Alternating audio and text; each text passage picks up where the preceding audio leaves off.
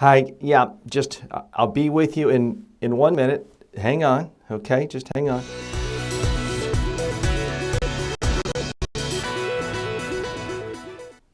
Are you encountering a lot of this when you're talking to people? I gotta confess, I'm guilty of it too. I finish dinner, I may pull out a phone. It's rude, it's obnoxious, I hate it when other people, but it is sending an extraordinarily powerful communication message to people. When you are in front of someone and they are talking and you're doing this, you're basically telling them, drop dead. I find you profoundly uninteresting and unimportant. Is this an epidemic? It certainly appears so. I see more and more commentators talking about cell phone culture. We see it all the time in speeches. There used to be a time when people would check their cell phones kind of on the sly. But now I find out and to notice, even when I'm giving presentations, people on the front row occasionally feel entitled to pull out a cell phone. Now, you can't exactly yell at them or go back to puritanical times and knock them on the head with something. But I do believe as speakers and as presenters, it needs to be addressed. I try to do it by asking the person a question related to what I'm talking about or engaging them in conversation, sometimes walking over.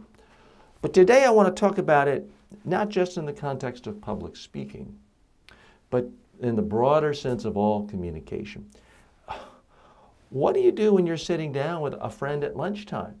You're having a talk and they're pulling out and checking it. What's the appropriate thing to do? Is it to ignore it? Wait for them to finish? Say, what the heck is going on? Chastise them?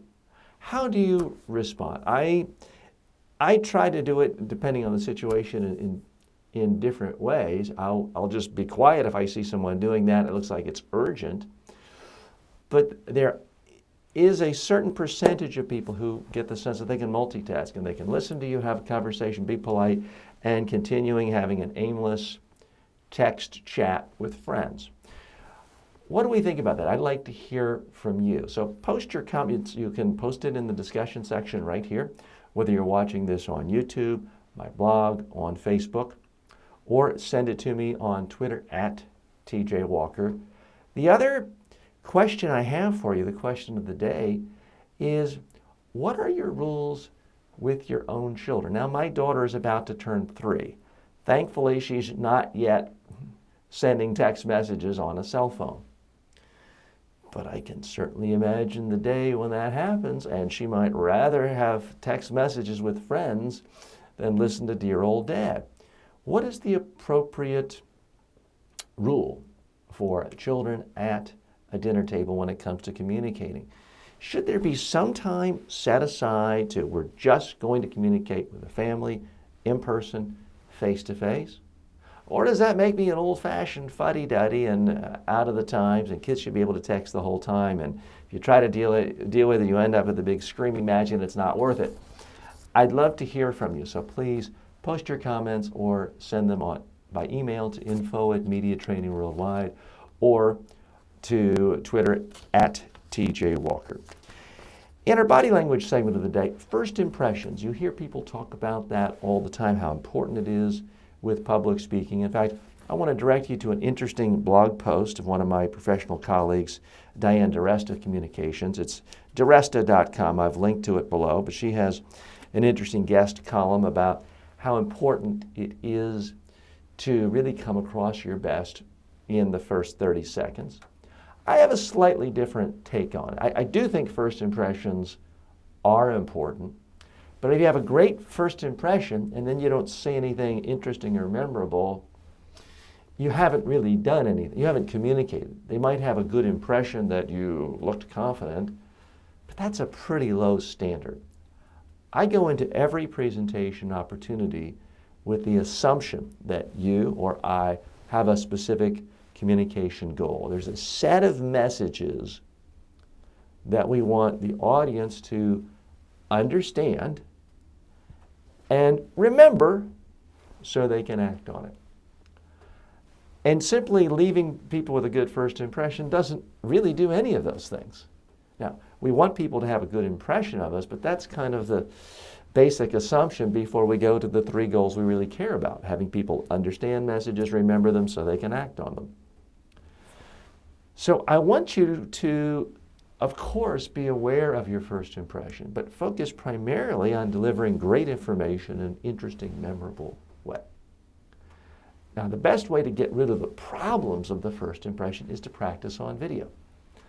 I was training a client just yesterday who was a great speaker, had fascinating ideas, but the first couple of times he practiced on video, he held his arms behind his back and spoke as if he had a gun to his head and were being held for ransom.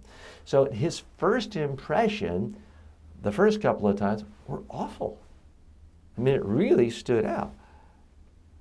But the solution was not to just focus on a good first impression. The solution was to practice his speech a whole bunch of times on video until he liked what he saw and that he had an interesting open. The first thing out of his mouth is interesting. The number one reason most people have bad first impressions is they're saying boring stuff. Good morning. My name is TJ Walker. I am president of Media Training Worldwide. I'm very happy to be here today. Thank you for that nice introduction that I sent you and wrote. I mean, that's how most people start their presentation. It's boring. It's awful. It's entirely predictable. And that's why it makes a bad first impression. So focus on saying something interesting to the audience, first thing out of your mouth. And then focus your entire presentation on making ideas that are important to you and your audience understandable and memorable. Do that, and you'll have not only a great first impression, but you'll have a great first impression, middle impression, and last impression, and you'll actually accomplish what you want. So please keep that in mind when you come across more and more articles, blog posts, YouTube videos on the importance of a good first impression. Yeah, it is, but that's often not the entire story. Now, in our section on good advice from the web, I do want to put a spotlight from the folks over at the Accidental Communicator. Great website. I frequent it all the time. And they have an article today on how to learn to read your audience. That is something that is incredibly important if you want to be a great speaker, even a pretty good one. You need to read your audience. The article is full of tips, and I've linked to it on my blog. But here's what I think is most important and is the advice I give my own clients. There's 2 main ways of reading your audience. Number one, you have to be comfortable enough with your material, not reading a script, not reading bullet points, so that you're actually looking at your audience and you can see what they're doing with their eyes. If they're kind of looking like, hey, Jim, if you can tell one person is asking another person questions, typically that means you've lost them. So it's not wildly complicated to read your audience. You actually have to look at them. Do they look quizzical? Do they look confused? Well, stop, restate your message, ask yourself, what do I mean by that? And come at it from a different perspective. And look at your audience and see if you can see these looks of recognition or even nodding in agreement. Now, you can't do that if you're nervous. If you're nervous and uncomfortable and you're thinking, okay, I'm just going through my stuff and I have to go through the next bullet point and I see this mass of people out here, you're not even going to see their faces. You're not going to see their eyes. So this is why it's critically important to rehearse, to have internalized what you want to say, so that you're comfortable enough to really look at people one at a time. You should never be looking at the audience. You should be looking at one person at a time for a full thought, and going to another person, looking at that person, talking to that person for a full thought, and around, and not just friendly faces, and not just the person who seems bored or annoyed. You need to do it throughout. The other great way of reading the audience is cheat. Read them in advance. If you're speaking to 40 clients on Thursday to give them an update of how your fund has performed in the last quarter, call one that you're the most comfortable with, where you have some rapport. Tell them what you're thinking of talking about, ask them what they find most interesting, and ask them what they personally would find most important for you to address. And then reconfigure your speech around that. Nothing wrong with that. People seem to think that speech writing is about staying up till 2 in the morning and getting these great bursts of inspiration and writing and rewriting and There's nothing wrong with just picking up the phone and asking an audience member, what are you really interested in? It's the most widely underused tool when it comes to preparing speeches and presentations. Now, I understand you can't do it every time, and sometimes the audience is so broad it doesn't work, but for most people in business and in government and in public life, it really can work. You can find a few people who are representative of your audience and then ask them in advance before you even created your speech outline, and you'll be in great shape. So please give that a try. By the way, today's program, as always, brought to you by Media Training Worldwide. For all of your media and presentation training needs, go to mediatrainingworldwide.com. If you haven't yet done so, please sign up for our online, no cost, no obligation, public speaking course. You can learn many of the same secrets, techniques that I teach presidents of countries, prime ministers, Nobel Peace Prize winners. All you have to do is go to mediatrainingworldwide.com and sign up for the free course, or click below, the links below, and that will take you there as well. Now, in other good tips from the web that I've found recently, this one from Ethos3, great website, you've heard me reference them before. Tips on breathing. We've all heard people who sort of run out of breath or are kind of talking from up here and it's sort of weak and shallow. Breathing is important to good speaking, and they have some great tips on how to breathe deeper, more fully. The number one problem for most people who have breathing problems when it comes to speaking is they aren't pausing enough. They're nervous, they're excited, they want to finish up and go home, so they speak too quickly. They don't really pause, they don't really take time to breathe normally. Next thing you know, they sort of gasp for breath. Now, the way to solve that problem is, I know some of you don't want to hear this, and some of you say it's repetitive, but the way to solve the problem is you have to practice your speech on video. Pull out your trusty smartphone, a webcam. By the way, if you have a flip cam, fine. Go to the grocery store and get a webcam for $9 if your computer doesn't have one. You cannot use the excuse of, well, I don't have the technology. Yeah, baloney. If you want to give a better speech, if you want to be seen as breathing properly and giving an interesting, engaging speech, you need to practice on video.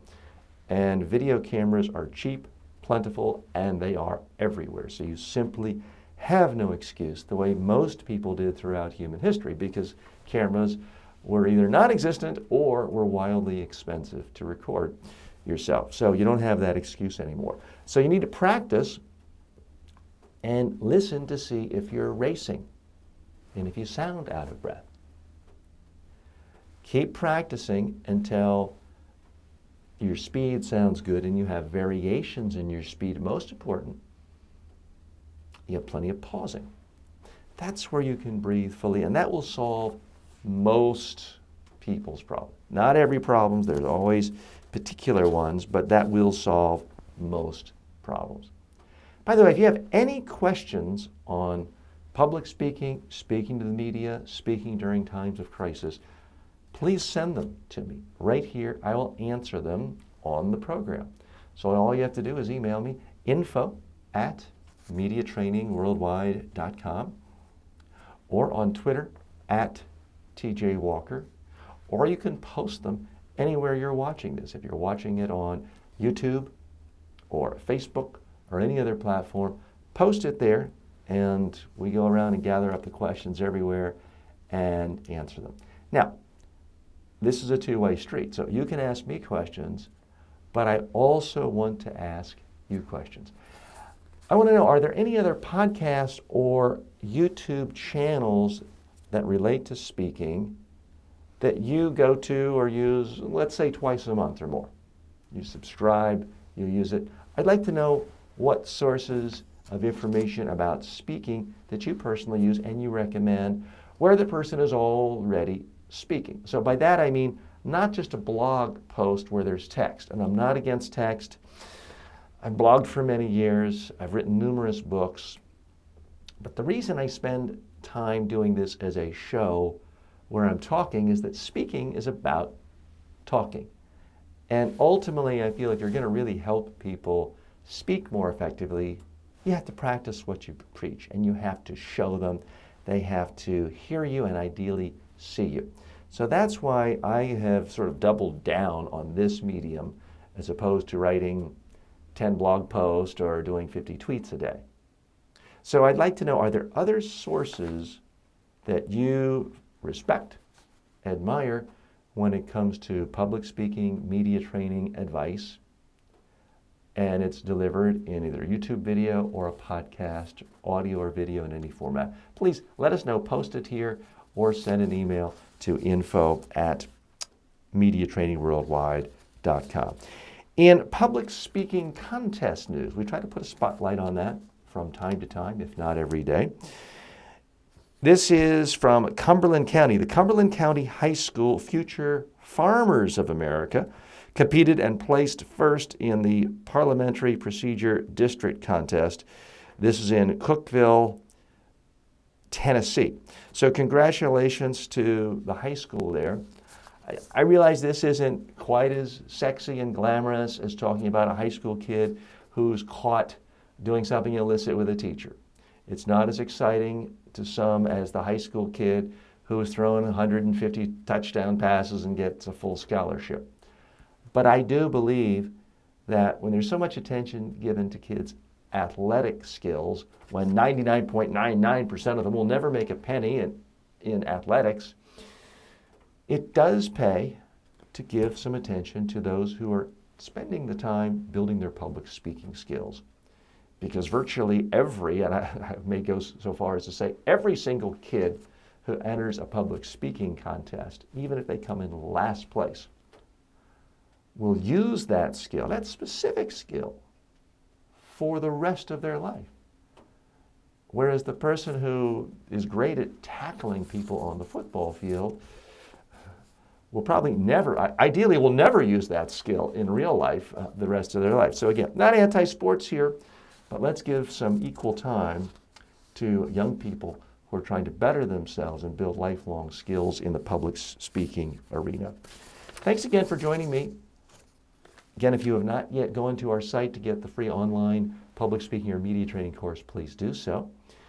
All you have to do is go to mediatrainingworldwide.com to pick up the free online media training or public speaking course. Thanks again for joining me. I'm TJ Walker. May all of your speaking opportunities in life be a success.